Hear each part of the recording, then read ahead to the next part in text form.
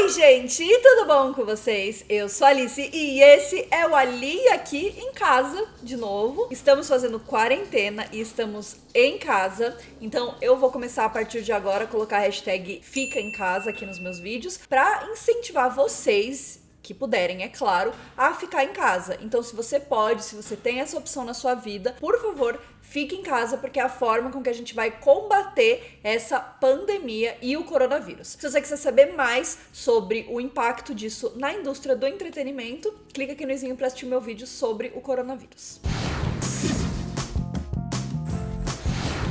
Muito que bem, hoje a gente vai falar sobre a série Não Provoque. Em inglês ela veio com o título de Dare Me e ela foi lançada lá fora no final do ano, e aqui no Brasil ela chegou com distribuição da Netflix, é claro, né? Uma série que tem a carinha da Netflix. Você olha e você fala, a Netflix vai querer comprar essa série. Então eles compraram os direitos de distribuição e a série saiu há umas 2 semanas no serviço deles. Ela tem 10 episódios de 40 minutos. Nessa série a gente vai conhecer 2 líderes de torcida, a Adi e a Beth. As 2 são melhores amigas, assim, BFFs, grudadas uma na outra, até que a nova treinadora das líderes de torcida chega, né, a Colette French, e a Colette começa a causar um pouco aí nesse relacionamento. Então é uma série que a gente vai falar bastante sobre amizade entre mulheres, a gente vai falar bastante sobre relacionamentos entre mulheres de uma forma geral, mas a gente também vai falar muito sobre relacionamentos tóxicos. É uma série que pode ter algum gatilho pra você, se você tiver alguma sensibilidade em relação a essa temática, ou também a suicídio, coisas nesse estilo. Então toma um pouco de cuidado se você decidir assistir essa série. Vai assistindo até onde a sua saúde mental permitir e, por favor, se cuide, como sempre. Bom, a partir de agora a gente vai falar com spoilers sobre a série Não Provoque. Então, se você ainda não assistiu a série e não quer levar nenhum spoiler, pausa o vídeo agora e depois que você terminar de assistir, volta pra assistir esse vídeo que vai valer muito a pena, porque a gente vai comentar um pouquinho sobre o que eu achei num geral da série e também sobre o final da série, o que aconteceu, qual é a resolução do grande mistério, enfim, muitas coisas a serem discutidas. Não se esqueça de se inscrever aqui no canal, de deixar o seu joinha aqui nesse vídeo e também deixe sugestões de outras séries e filmes e outras temáticas que vocês querem ver aqui no canal durante esse período de quarentena que a gente está ficando em casa. Bom, então primeiro vamos falar sobre o nosso trio principal, que é a Ed, a Beth e a Colette. As 3, elas têm uma relação, digamos, de amor e ódio, né, entre elas, e é uma relação que é muito trabalhada durante a série inteira. Eu acho que isso é muito interessante porque a gente tá muito acostumado a falar sobre relacionamentos tóxicos românticos, mas é muito difícil ver uma série que aborde esse relacionamento tóxico em relação a amizades. E eu tenho certeza que você, quem quer que você seja, já teve um amigo ou uma amiga que foi muito tóxico pra você, com quem você teve um relacionamento abusivo. É importante a gente pontuar isso, que relacionamentos abusivos não são só entre marido e mulher, ou marido e marido, ou mulher e mulher, né? Não são só entre relacionamentos amorosos, mas sim todos os relacionamentos da sua vida. Então, com a sua família, com a sua mãe, com o seu pai, você pode ter um relacionamento abusivo. Com o seu melhor amigo ou sua melhor amiga, você pode ter um relacionamento abusivo. Com a sua professora ou professor, você também pode ter um relacionamento abusivo. Tudo isso acaba refletindo por conta dessas posições de poder. Então, pais e mães, muitas vezes, estão acima dos filhos, né, e mandam na vida dos filhos de uma forma que pode sim se tornar abusiva. É claro que a sua mãe falando pra você chegar em casa na hora combinada e você não mentir pra ela e você contar onde você tá e ela te perguntar onde você tá, isso são comportamentos normais de pais que se preocupam. Mas existe sim uma linha bem tênue entre esse tipo de comportamento vindo de um parente e, né, um comportamento bastante abusivo, que acaba fazendo mal pra saúde mental das pessoas. Então é bom a gente já começar falando disso. Então eu gostei muito porque a série, ela trata de relacionamentos abusivos em muitos âmbitos diferentes. Então a gente não tá falando aqui só sobre o relacionamento abusivo da Adi com a Beth, porque elas têm um relacionamento abusivo, mas sim da treinadora com todas as alunas dela, principalmente com a Adi. A gente tem da família da Beth com ela, tem um relacionamento abusivo ali, né, entre a forma com que o pai e a mãe tratam ela e enfim, tudo que acontece. A gente tem também do Curtis com a Beth, né, que rola um abuso ali. Então, a gente tem muitos âmbitos do relacionamento abusivo, mas o foco mesmo é na amizade. E a primeira coisa que eu queria falar é assim, tá tudo bem se você passou pano pra Adi ou pra Beth, né? Eu até perguntei isso lá no meu Instagram, inclusive me segue lá. Se você teria passado pano pra alguma das duas, né? Se você teria, tipo, tudo bem, né, que ela fez isso, ainda assim é minha personagem favorita. Não tem problema, né, a gente passar esses panos de vez em quando. Mas a gente tem que entender que as duas personagens são abusivas em vários momentos e que isso é, sim, muito mais complexo do que uma coisa simplesmente preta no branco, assim, né? Então a gente tem muitas camadas que a gente precisa analisar. Então, primeiro de tudo, é claro que a Beth acaba se redimindo no final da série, né? Nos últimos episódios a gente começa a entender porque ela é assim, a gente entende que ela tem um passado muito perturbado, a gente entende que ela tem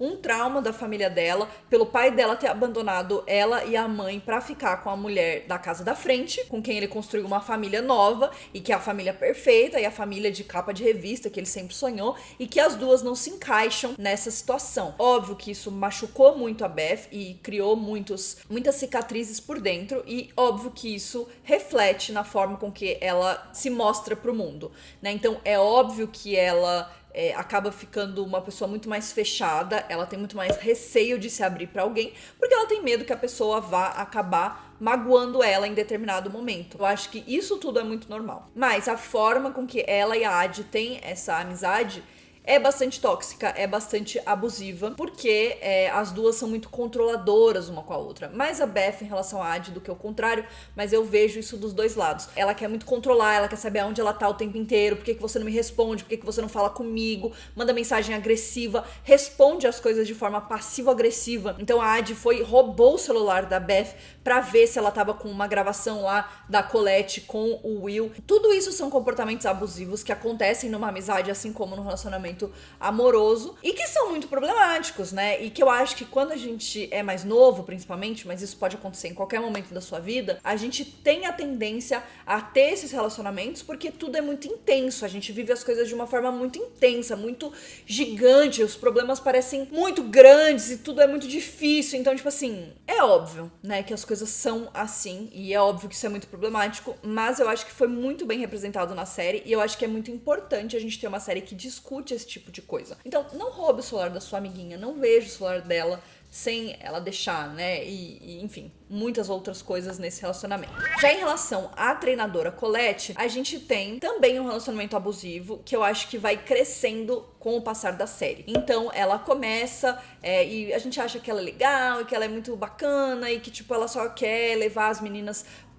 pra competição regional e tudo mais. Só que aí a gente vai vendo que ela tem os problemas dela, ela é uma pessoa problemática por tudo que ela vive na vida. Eu queria ter visto mais do passado dela, pra gente poder entender por que ela é assim, mas eu acho que isso é um pano pra manga pra uma segunda temporada, né? Porque a gente precisa explorar o passado dela, o que aconteceu nesse buraco, né? Nesse gap que ela teve, desde que ela morava ali na cidade, aí ela mudou, casou, teve filha, nanana, e voltou a morar na cidade. Então muita coisa aconteceu nesse meio do caminho, eu quero saber o que é. Então, eu espero que na segunda temporada a gente tenha respostas. E se você quer saber se vai ter segunda temporada, fica até o final do vídeo que eu vou contar tudinho pra vocês. Aí a gente tem essa pessoa que tá lá, ela chega pra levar as meninas até a competição regional ali, de líder de torcida e tudo mais, e é uma grande aposta, porque ela é um ícone do cheer, né, tipo, ela é super famosa e tudo mais, e ela voltou para cuidar daquelas meninas. Eu fiquei sabendo que no livro ela tem comportamentos abusivos desde sempre. Então ela faz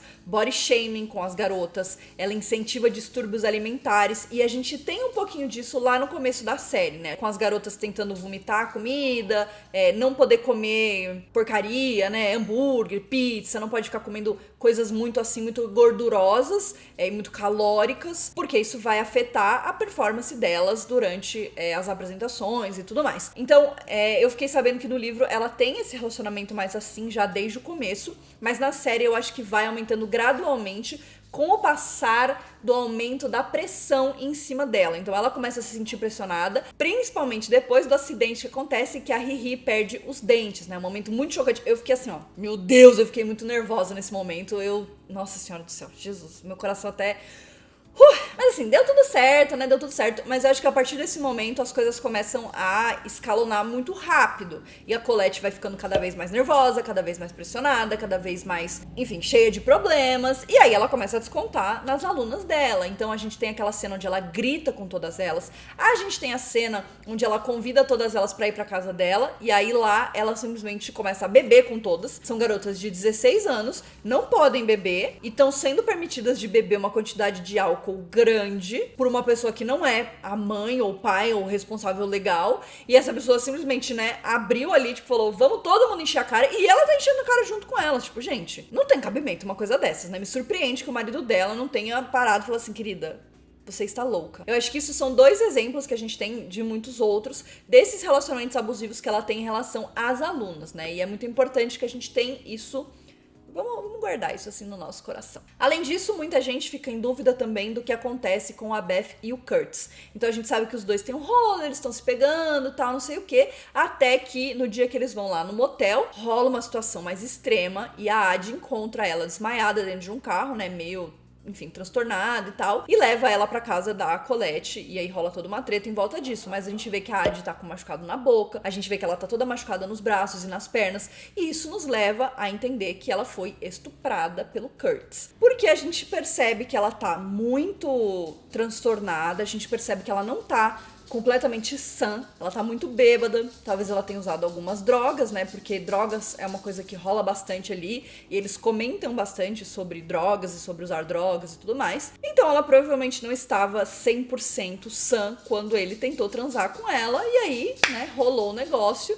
E isso já é um estupro, né, gente? A gente precisa falar disso. E isso é um trauma que ela passou, isso é uma coisa que ela passou. A gente tem, inclusive, um momento quando a mãe da Ad tá conversando com ela no lado de fora do hospital, e acabou de acontecer, foi no dia anterior, né? E aí ela comenta, tipo, você lembra que a gente brincava juntos? Nós estamos falando de coisas do passado. E aí a Beth fala, eu lembro de tudo. E nesse momento eu senti que o que ela estava dizendo, na verdade, era sobre isso que aconteceu com ela, que ela estava acordada durante toda a situação, mas que ela não conseguiu lutar contra, né? Então eu fiquei muito triste com esse arco que ela teve, mas eu acho que foi muito importante também pra gente ter um aprofundamento maior nessa personagem. E aí o que acontece? Ela não consegue se abrir em relação a isso que aconteceu com ela, com ninguém, e isso vai consumindo ela por dentro. Então ela vai ainda aumentando a forma com que ela lida com as coisas, e tudo vai virando uma grande bola de neve até que ela explode e ela e a Ad têm aquela briga enorme, logo antes da apresentação do campeonato regional. E aí, enfim, que ela tá também louca de ciúmes por causa da treinadora. Então, tipo, tem muitas situações ali acontecendo. Esse ciúmes dela também é muito doentio, mas eu acho que também isso acaba ficando maior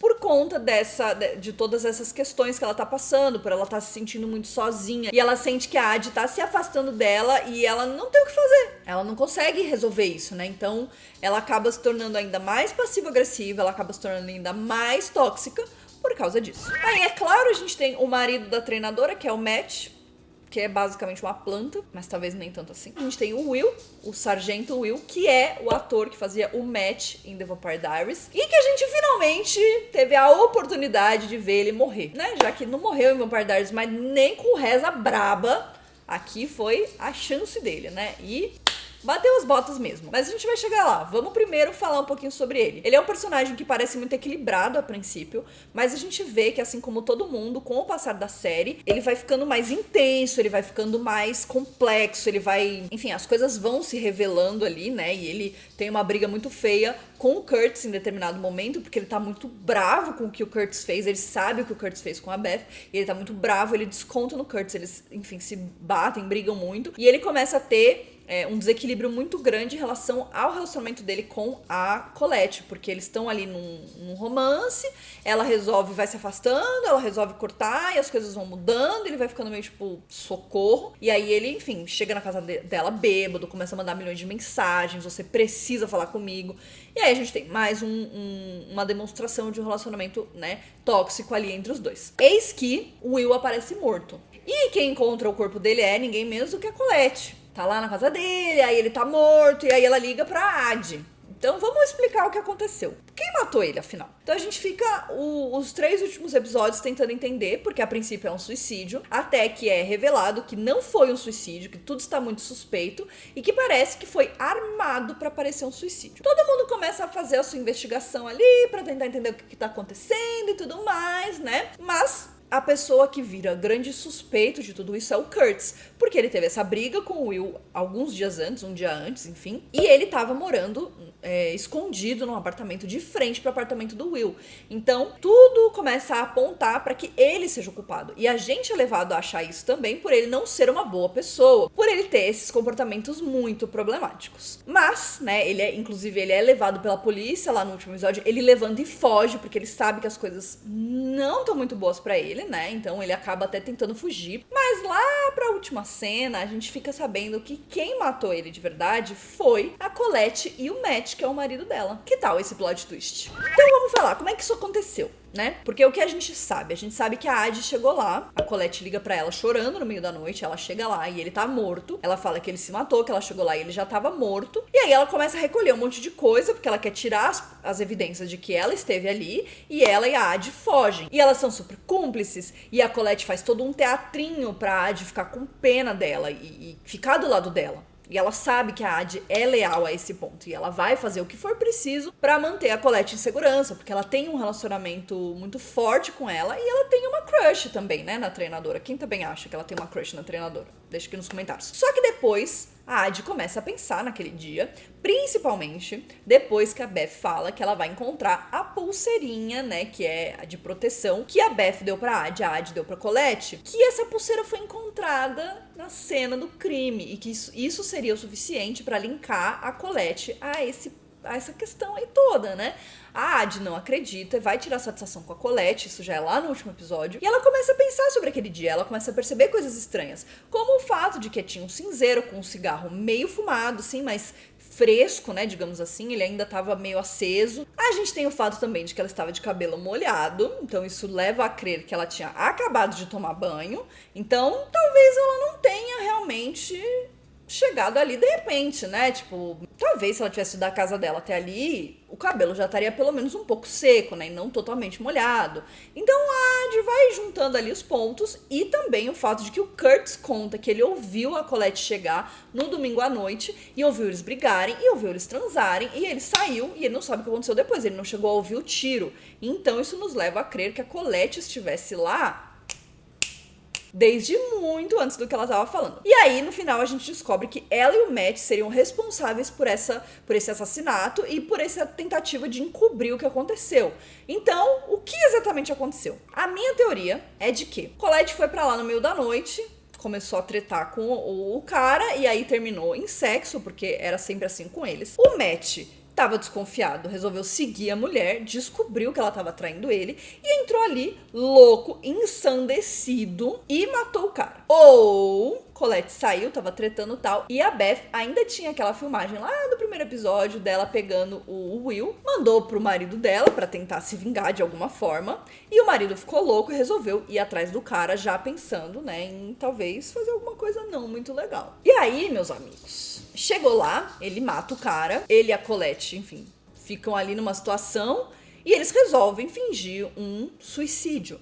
Então eles colocam lá tudo certinho, coloca a arma, arruma lá pra ficar parecendo um suicídio. O Matt vai embora, a Colette fala pra ele sair da cidade por uns dias pra ela organizar toda a situação, tudo que tá acontecendo e ficar no controle da situação. E ela liga pra Adi porque ela precisa de uma testemunha de que ela estava lá e de que, enfim, que ela não matou ele, que ela chegou ali e já estava morto. Então ela precisava de alguém que fosse acreditar na história dela e pudesse vender essa história depois, né? E pudesse, enfim, falar para as pessoas, aconteceu isso, eu estava lá, tipo, realmente ser uma testemunha. Eu acho que o objetivo dela não é jogar tudo, né, o crime nas costas da Adi, porque quando a gente descobre que a pulseira tá perdida e foi encontrada na cena do crime, a Colette fica louca, começa a procurar a pulseira, porque isso não fazia parte do plano. E aí, nesse caso, a gente tem algumas possibilidades também. Ela pode ter perdido a pulseira e não percebido, e aí a pulseira ficou lá, e a Beth descobriu essa pulseira quando ela foi visitar a cena do crime, e ela viu que a pulseira tava lá e ela já ligou todos os pontos. Ou a própria Beth pode ter colocado a pulseira lá, né, ter pegado a pulseira da casa da Colette e colocado na cena do crime pra se vingar da Colette de alguma forma. Só que talvez ela não soubesse o quão enfiada nessa história a Ad estivesse. Então acho que tem muitas possibilidades que vão ser respondidas numa possível segunda temporada. Eu falo possível porque a segunda temporada ainda não está confirmada. Eu imagino que vai ser confirmada porque a série tá fazendo bastante sucesso, muita gente tá assistindo e é uma série que foi produzida por um outro canal, os direitos de distribuição foram comprados pela Netflix aqui no Brasil, mas é possível que eles também peguem para produzir a série, assim como eles fizeram com La Casa de Papel, por exemplo. Eu espero que isso aconteça. Acredito que nos próximos meses a gente já deve ter uma resposta em relação a isso. A série é baseada num livro que tem o mesmo nome, mas que tem um final diferente, como eu falei pra vocês, porque tem um final que realmente amarra tudo e se encerra ali um ciclo. E aqui a gente tem um final em aberto para uma possível segunda temporada. Deixa aqui nos comentários se você gostaria de assistir uma segunda temporada de Não Provoque. Também comenta o que você achou da série, o que você achou aqui do nosso vídeo, se faltou eu falar de alguma coisa, qual é a sua teoria para o que aconteceu. Não se esquece de se inscrever aqui no canal e deixar o seu joinha nesse vídeo. E a gente se vê no próximo vídeo. Um beijo!